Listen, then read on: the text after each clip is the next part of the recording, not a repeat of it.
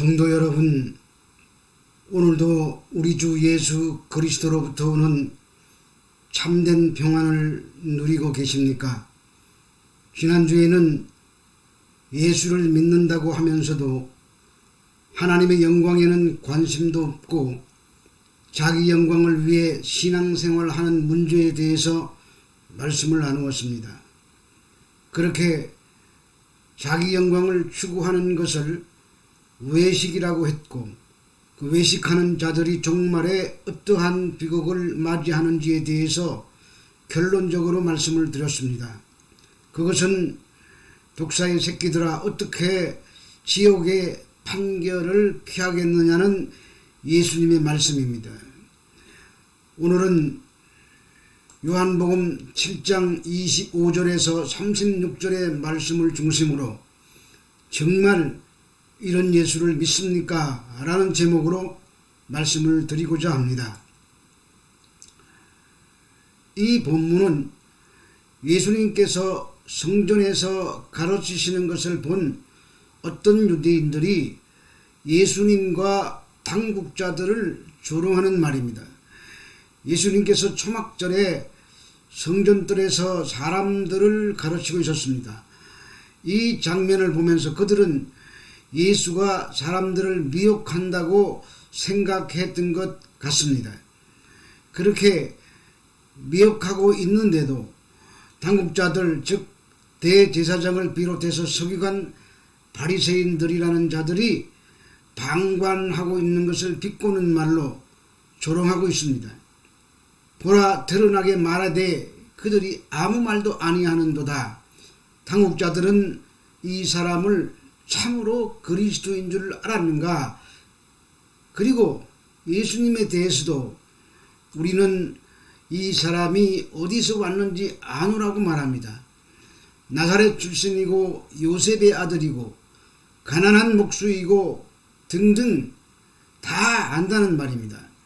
이것은 예수님의 배경과 겉모습만으로 그분을 판단하는 잘못된 것입니다.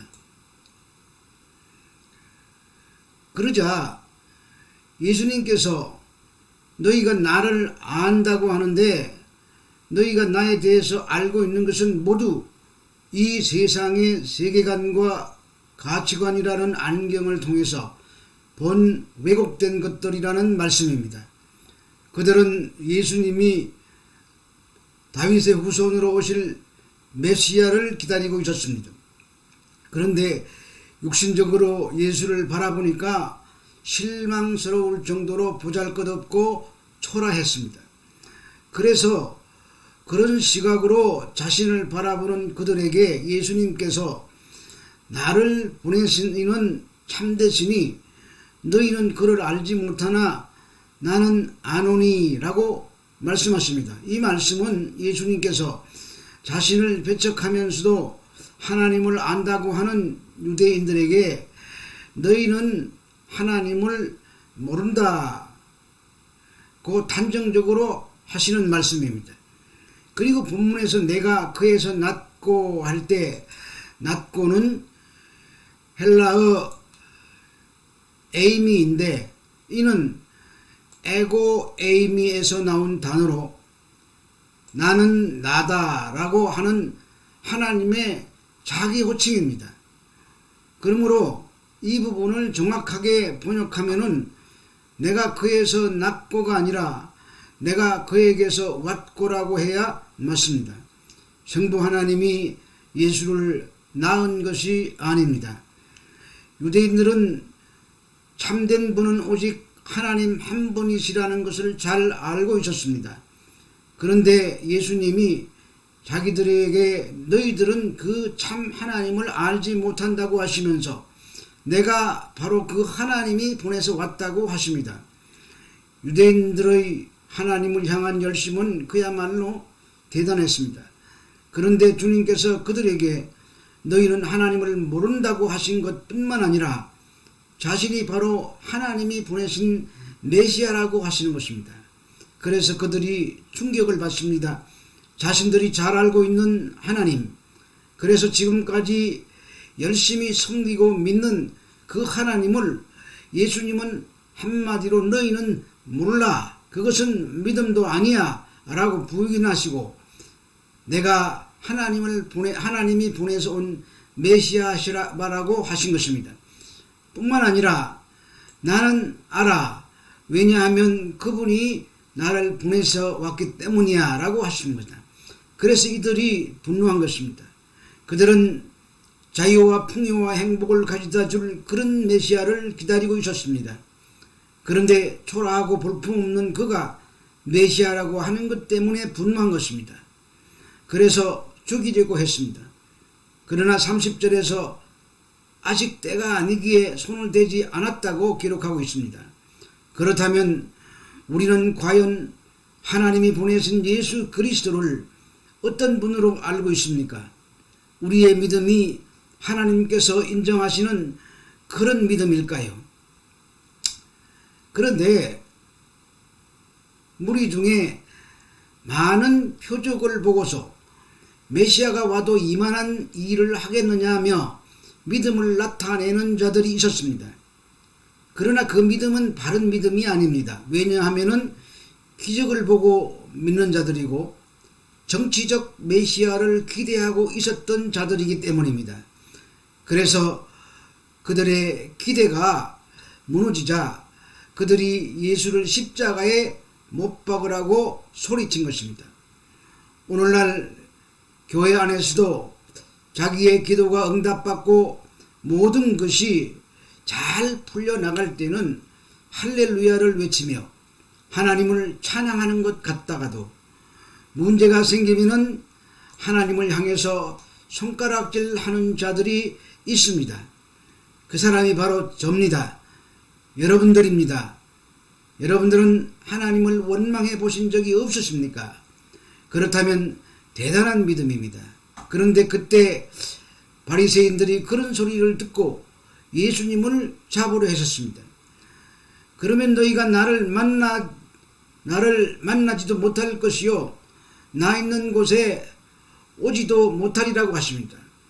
주님 가시는 곳을 모르고 주님 가시는 곳에 가지도 못하는 것이 죄인들의 비극입니다. 그것은 이미 다른 권세가 그들을 붙들고 있기 때문입니다.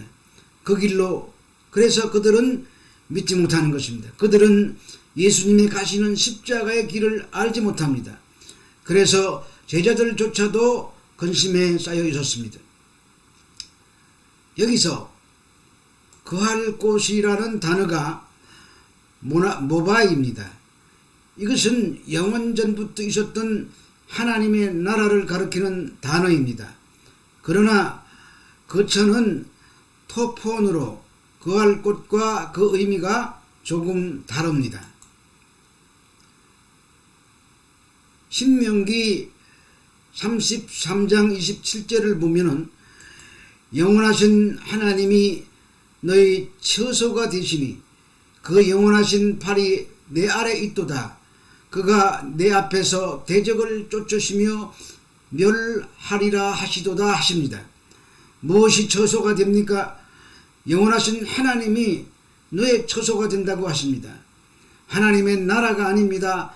하나님이 자기의 백성을 처소로 삼으시는 것만 아니라 하나님이 자신이 자기 백성의 처소가 되신다는 말입니다.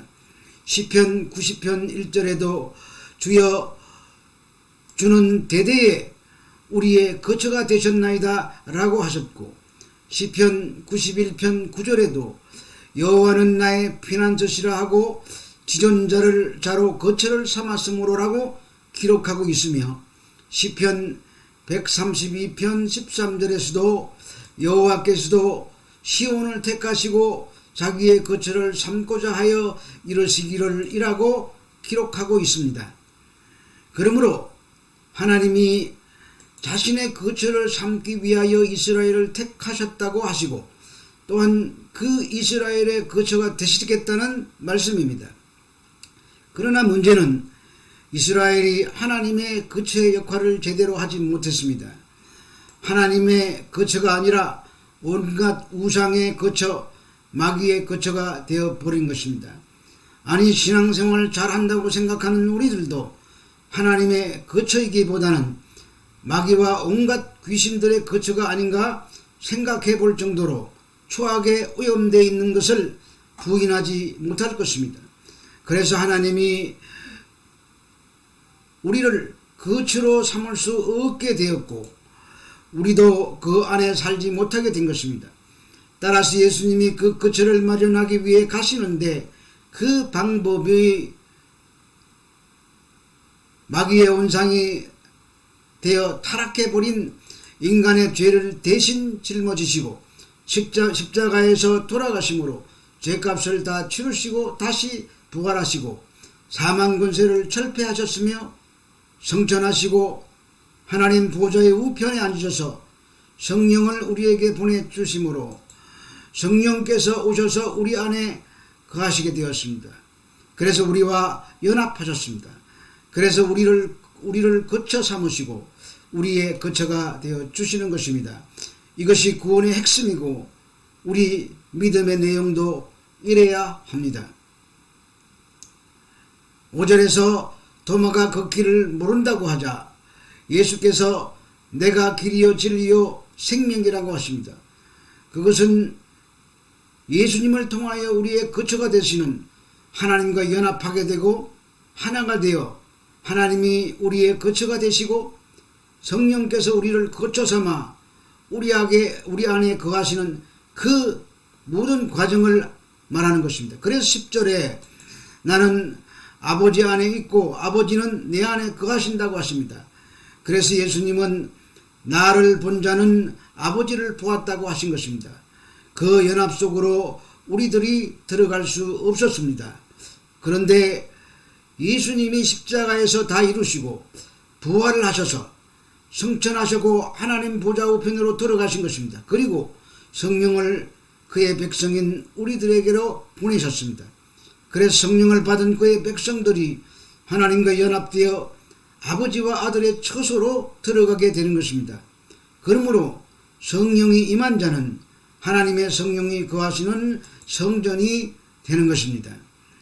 성령의 처소가 된 하나님의 백성들은 땅에 있는 우리의 장막집이 무너지면 하늘에 있는 영원한 집인 우리의 처소를 든기를 사모한다고 합니다.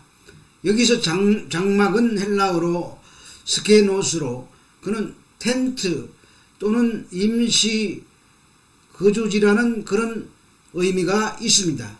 그 텐트에서는 영원히 거주할 수가 없습니다. 그래서 성도는 하늘의 처소를 덧입기를 사모하는 것입니다. 그런데 예수를 죽이려고 하는 유대인들은 하나님도 모르고 가는 길도 모르는 자들입니다. 예수님이 십자가를 지시고 죽으셨다가 부활을 성천하시고 성령을 보내주심으로 하나님의 백성들이 생겨나고 그들이 하나님을 처소로 삼아 살아가게 되는 것입니다. 그래서 사망이 하나님의 영원한 생명에 삼킨 바 되어 그 백성들이 영원으로 들어가게 되는 것입니다. 그것을 확실히 하시려고 하나님께서 성령으로 보증을 쓰셨습니다. 그러므로 성령이 내 안에 내가 그리스도 안에 처소가 되어 믿음으로 사는 모든 성도는 하늘의 처소를 사모하게 되는 것입니다. 여기서 탄식한다는 말도 고통스러운 탄식이 아니라 간절함을 표현한 말입니다. 그러니까 애타게 사모한다는 표현을 그렇게 하고 있는 것입니다. 성도 여러분, 우리는 유대인이 아닙니다. 완전한 이방인입니다. 그런데 우리가 예수님을 알게 되었고 예수님 말이 길이요 진리요 생명임을 알고 믿습니다. 그렇다면 우리가 믿는 예수는 어떤 분이십니까? 이 세상에서 부귀영화를 누리게 만들어주는 유대인들이 기대했던 정치적인 메시아입니까? 아니면 십자가를 지시고 성령을 보내주셔서 우리 안에 거처를 삼고 계시는 그런 분이십니까? 정말 예수님이 우리의 거처가 되시고 그분이 영이신 성령이 우리 안에 거하신다는 것을 믿고 확인된다면 성령의 인도하심을 따라서 순종하면서 자기를 부인하고 자기 십자가를 지는 삶이 우리의 삶에 터져 나와야 될 것입니다. 그런 자들만이 하나님과 연합되어 하늘의 처소를 덧입고 들어가게 될 것입니다. 그런데 그러한 삶을 살지 못한다고 해서 절망하지 마시기 바랍니다. 우리가 하나님의 처소를 덧입기를 간절히 사모하고 있다면 우리는 이미 천국 백성입니다. 그 소망은 주님이 주시는 것이고 그 소망이 바로 믿음이기 때문입니다. 이런 믿음도 주님이 주시지 않으면 가질 수 없습니다. 따라서 주님이 이 믿음을 주셨다면 끝까지 주님이 책임지고 주님이 완성해내실 것입니다. 신실하신 하나님께서는 반드시 우리로 승리하게 만들어 주실 것입니다. 여러분들이 비록 넘어지고 자빠져도 하나님은 절대로 포기하지 않으실 것입니다. 주님이 책임지실 것입니다. 이 놀라운 현실 앞에 감사와 기쁨의 찬송이 넘쳐나는 여러분들의 삶이 되시기를 주 예수 그리스도 이름으로 축원합니다. 코로나가 연을 1000명대를 넘어가고 있습니다. 3단계 조치가 눈앞에 다가온 것 같습니다. 정말 답답합니다. 그러나 이런 때일수록 인내를 배우고 주님 말씀에 더 집중하시기를 바랍니다. 남는 것이 시간뿐입니다. 성경을 읽으십시오. 이보다 더 좋은 기회가 없습니다. 좋은 기독교 서적도 읽으십시오. 저는 요즘 하루가 더 바쁩니다. 할 일이 많아졌기 때문입니다. 또 한 주간 말씀으로 더 활기찬 주간을 보내시고 승리하시기를 바랍니다. 감사합니다.